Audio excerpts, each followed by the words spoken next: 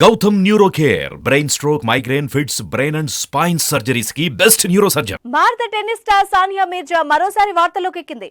ఇన్స్టాలో సానియా చేసిన ఓ పోస్ట్ ప్రస్తుతం వైరల్ గా మారింది.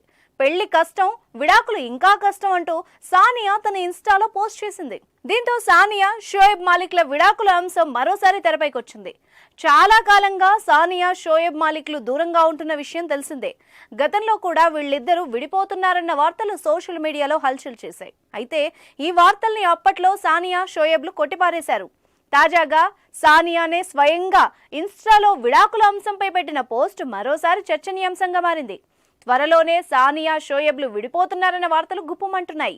సానియా ఇన్స్టాలో చేసిన వ్యాఖ్యలు ప్రస్తుతం హాట్ టాపిక్ గా మారాయి. ఆమె ఏమని పోస్ట్ చేసిందో ఒకసారి చూద్దాం. పెళ్లి కష్టం, విడాకులు కూడా కష్టమే. మీరు కఠినంగా ఉంది ఎంచుకోండి. లావుగా ఉండడం కష్టం, ఫిట్ గా ఉండడం కూడా కష్టమే.